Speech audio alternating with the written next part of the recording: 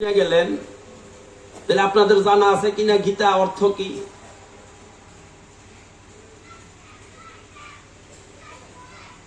আপনাদের এই সাইটে মনে আমি আর পাঠে আসি নাই, নতুন আসছে না?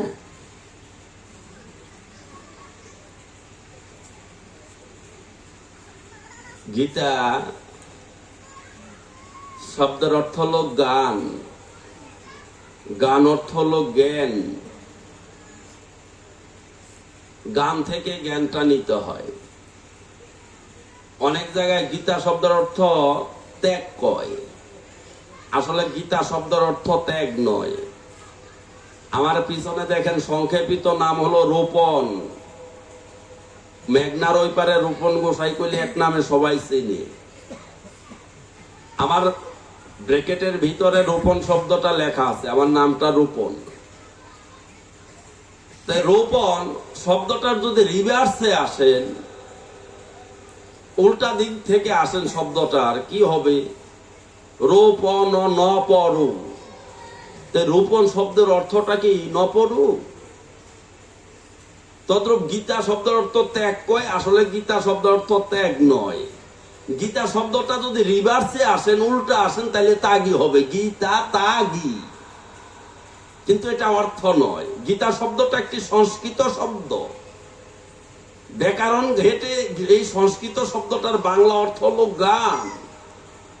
আজ থেকে 5000 বছর পূর্বে কুরুক্ষেত্রের রণভূমিতে মার্গশীর্ষ মাসের মানে অগ্রহায়ণ মাসের শুক্ল পক্ষের মুখ্যদা একাদশী তিথিতে রোজ রবিবারে কপিধ্বজ রথের মধ্যে দাঁড়ায়ে আমার ভগবান কৃষ্ণ অর্জুনের অজ্ঞানতাকে নাশ করার জন্য, বিষাদকে দূরভীত করার জন্য যেই কথা কয়, তা ওই শাশ্বত শ্লোকে গীতা হয়। এই গীতাটা মহাভারতের 18টি পর্বের ভীষ্ম পর্বের 25 থেকে 42 নম্বর শ্লোকে লিপিবদ্ধ করলেন শ্রী শ্রী গণেশ। ব্যাসদেব কিন্তু লেখে নাই, ব্যাসদেব বলে গেছে, গণেশ লিখেছে, সিদ্ধিদাতা গণেশ লিখেছে। পরবর্তীতে আপনারা নাম শুনেছেন হয়তো, এন কেন ভক্ত আছেন যে চন্দ্রনাথ গেছেন, আছেন কোন ভক্ত? দু একজন নিতার মু আছে, আমার বাবার আগেও আপ তুলছে।